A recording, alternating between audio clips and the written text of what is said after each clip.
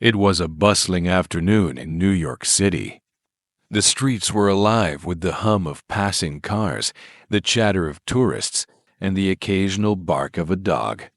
Inside a cozy coffee shop on the corner of a busy street, Max sat at a small table near the window. He had just finished his latte and was enjoying the last few minutes of his break before heading out to explore more of the city. As Max reached for his phone to check the time, his heart skipped a beat. It wasn't in his pocket. He quickly searched the table, brushing aside the sugar packets and napkins. Nothing. Maybe it's in my backpack, he muttered to himself, unzipping it and digging through the contents. His notebook, wallet, and keys were all there, but no phone. Panic began to creep in as he retraced his steps in his mind. He was sure he had the phone when he walked into the cafe. Max stood up and scanned the floor around his table. "Excuse me," he said, catching the attention of the barista behind the counter. "Have you seen a phone?" "I think I lost mine here." The barista, a young woman with a friendly smile, shook her head. "I'm sorry, I haven't seen one." "Did you check under the table?" Max crouched down, his eyes darting across the tiled floor. Still nothing. He stood up, feeling the weight of worry settling in his chest. "Thank you anyway," he said, forcing a polite smile. Max's eyes wandered to the other patrons in the cafe. Should he ask them? Would they even understand him? Taking a deep breath, he decided to give it a try. Approaching a nearby table where a man was reading a newspaper, Max said, "Excuse me, have you seen a phone around here?" The man glanced up and frowned. "No, sorry," he replied before returning to his paper. Max sighed, feeling increasingly desperate. His phone wasn't just a gadget. It held his contacts, photos, and even his travel itinerary. Losing it in a city like New York felt like losing a lifeline. Determined not to give up, Max decided to expand his search. Maybe someone outside had seen it, or perhaps he had dropped it just before entering the cafe. With one last glance around the shop, he pushed open the door and stepped onto the busy sidewalk, ready to continue his quest. Stepping out onto the sidewalk, Max was immediately surrounded by the energy of the city. Horns honked, people rushed past him, and snippets of conversations filled the air. He stood still for a moment, trying to decide his next move. Should he retrace his steps or ask someone nearby? A man in a suit brushed past him, nearly knocking him off balance. "Excuse me," Max called out, hoping to get his attention. "Have you seen a phone?" "I lost mine." The man barely glanced at him, muttering, "No, sorry," before hurrying away. Undeterred, Max approached a young woman leaning against a lamppost, scrolling through her own phone. "Hi, sorry to bother you," he began. "I lost my phone." "Have you seen one around here?" The woman looked up, her eyebrows furrowed. "A phone? No, I haven't. What kind of phone is it?" "It's black with a red case," Max replied. "There's a small sticker on the back." She shook her head apologetically. "Sorry, I haven't seen anything like that." "Thank you anyway," Max said, offering a small smile before walking further down the street. As he moved, Max replayed the moments before he entered the cafe. Could he have dropped it somewhere nearby? He scanned the pavement, hoping to catch a glimpse of the familiar red case.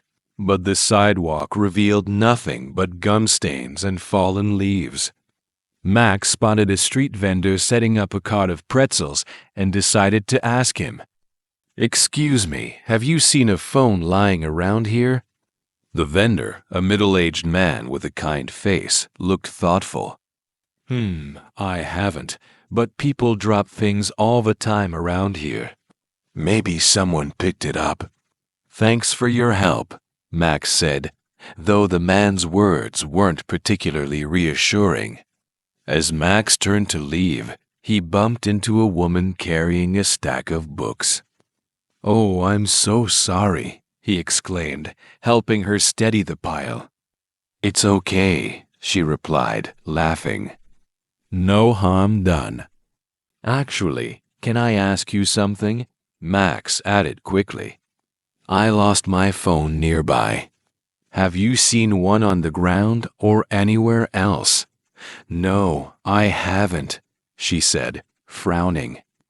"But have you tried going back to where you last remember using it?" Her question gave Max pause. He had been so focused on searching randomly that he hadn't thought to retrace his exact steps. "That's a good idea," he admitted. "Thank you." Max walked back toward the cafe, his eyes scanning the ground as he went. As he approached the entrance, he noticed the same barista from earlier stepping outside to take a break. "Hey," she said, recognizing him. "Still no luck?" "No," Max replied. "But I think I'm going to retrace my steps before I panic too much." She nodded encouragingly. "Good plan. If someone turns it in here, I'll make sure to hold on to it for you." "Thanks," Max said, feeling a small spark of hope. He stepped away from the cafe, determined to find his phone, and began mentally plotting his next move. Max walked a few blocks away from the cafe, his eyes darting around for any sign of his phone. The bustling streets seemed even busier now, with crowds of tourists and locals moving in every direction. He felt a growing sense of frustration. Searching on his own didn't seem to be working. As he rounded the corner, he spotted a police officer standing near a parked patrol car. The officer, a tall man with a calm demeanor, was speaking into his radio. Max hesitated for a moment, unsure if it was appropriate to ask for help, but decided he had no choice. "Excuse me," Max said, approaching cautiously. The officer looked up, raising an eyebrow. "I lost my phone, and I'm not sure what to do." The officer nodded and turned his full attention to Max. "Okay, let's start with a few questions. What does it look like?" Max took a deep breath, relieved that the officer was willing to help. "It's a black phone with a red case. There's a small sticker on the back. It's shaped like a star." The officer pulled out a small notepad and jotted down the description. "Got it. Where did you last see it?" "I think I had it when I walked into a cafe about 2 blocks from here," Max explained. "But I've looked there and asked around. No one's seen it. Did you check with the staff to see if anyone turned it in?" The officer asked. "Yes, I did," Max said. "They didn't find anything." The officer tapped his pen against the notepad, thinking. "Sometimes people turn in lost items to nearby businesses or bring them to a local precinct. Do you have any way to track your phone, like an app or something?" Max's face lit up. "Yes. I do have a tracking app, but I need Wi-Fi to use it." The officer smiled faintly. "That's a good start. There's a coffee shop down the street that offers free Wi-Fi. You could try using the app there to see if you can pinpoint the location." "Thank you so much," Max said, feeling a surge of optimism. "Of course," the officer replied. "If you don't have any luck, come back and let me know. We'll figure out the next steps." Max nodded and turned to leave, his mind racing with the possibility of finding his phone. As he walked toward the coffee shop the officer mentioned, he rehearsed what he would say to the staff when he arrived. "Excuse me, do you have Wi-Fi?" He muttered under his breath, practicing the phrase to make sure he sounded confident. He knew that even small interactions like this could be challenging, especially in a second language. Reaching the shop, Max pushed open the door, already planning his next move. Max stepped into the coffee shop, greeted by the comforting aroma of freshly brewed coffee. The space was quieter than the last cafe, with just a few patrons scattered around. A barista stood behind the counter, tidying up, and offered Max a friendly smile as he approached. "Hi," Max began, his voice steady but slightly nervous. "Do you have Wi-Fi here?" "Yes, we do," the barista replied. "The network name and password are on the board over there."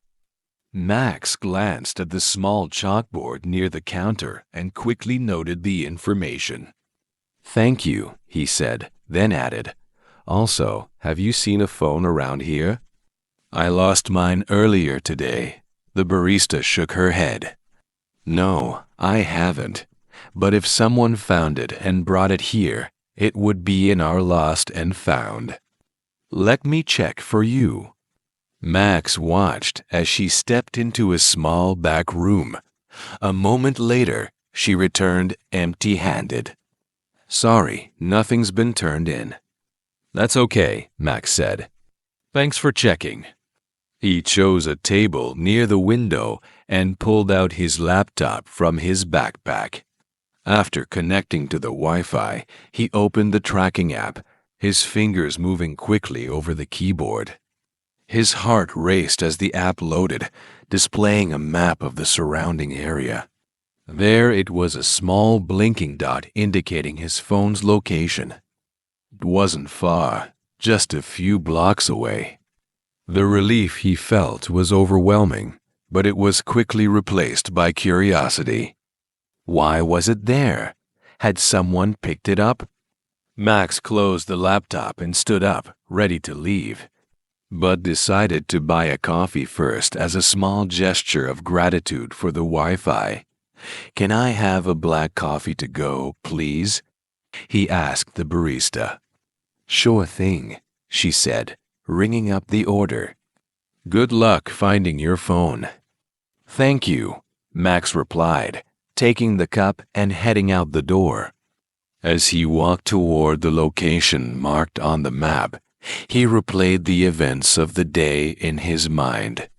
It didn't make sense he hadn't been near that area. Was it possible someone had taken it? The streets grew busier as he approached his destination, the noise of the city filling his ears. He stopped at a crosswalk, glancing down at the map again to confirm the location. It seemed to be inside a small convenience store up ahead. Max took a deep breath and stepped forward, hoping this would finally bring him closer to his missing phone. Max stood in front of the convenience store, his heart pounding as he stared at the entrance. The blinking dot on the tracking app was clear his phone was somewhere inside. He took a deep breath, trying to calm his nerves, and stepped through the sliding doors. The store was small but busy, with shelves packed tightly with snacks, drinks, and various everyday items. Max glanced around, scanning the room for anyone who might look like they had found a phone. Approaching the counter, he greeted the clerk, a middle-aged man with a kind expression. "Excuse me," Max began, his voice steady but polite. "I lost my phone earlier today, and my tracking app shows it might be here. Has anyone turned in a phone?" The clerk frowned thoughtfully and shook his head. "Not that I know of, but let me check." He walked to a small cabinet behind the counter and opened it, rummaging through a few items before returning with a regretful look. "Sorry, nothing here." Max's shoulders slumped slightly. "Thanks anyway," he said, forcing a small smile. He glanced back at the app. which still showed the phone's location as inside the store. Feeling a surge of determination, he decided to ask around. Spotting a man browsing a shelf nearby, Max approached him. "Excuse me," Max said. "I lost my phone, and I think it might be here." "Have you seen a black phone with a red case?" The man looked up, startled, and shook his head. "No, I haven't. Sorry." "Thank you," Max replied, stepping back. He continued searching, walking slowly through the aisles. As he rounded a corner, he saw a young woman kneeling by a shelf, restocking items. She noticed him and stood up. "Hi," Max said. "Sorry to bother you, but I lost my phone. It's black with a red case and a small sticker on the back. Have you seen anything like that?" The woman thought for a moment before her face lit up. "Actually, I think someone mentioned finding a phone earlier. They gave it to the cashier." Max's heart raced. "Really? That's great news. Let me check with my coworker," she said, walking back toward the counter. Max followed, hope rising with every step. The woman spoke to the cashier briefly, then turned back to Max. "You're in luck. They do have a phone, but they wanted to make sure the owner could describe it first." Max quickly provided the details. "It's black with a red case and a star-shaped sticker on the back." The cashier nodded and reached under the counter, pulling out a phone that matched Max's description perfectly. "That's it," Max exclaimed, a huge grin spreading across his face. "Here you go," the cashier said, handing it over. "Glad we could help." "Thank you so much," Max said, his relief evident. "You have no idea how much this means to me." He stepped out of the store, clutching his phone tightly. The chaos of the day faded into a distant memory as he walked down the street, his mind replaying the interactions that had led to this moment. Stepping back onto the bustling street, Max felt an overwhelming sense of relief as he held his phone tightly in his hand. The stress of the day was finally behind him. He couldn't help but smile as he looked at the familiar black device with its red case and star-shaped sticker. His first instinct was to check if everything was still in place. He swiped through his apps and messages, relieved to see that nothing had been tampered with. The phone's battery was low, but it was still functional. As he walked, he couldn't stop thinking about all the people who had helped him along the way, the barista who offered Wi-Fi, the police officer who guided him, and the store employees who safely kept his phone. Each interaction had been a small but significant step toward solving his problem.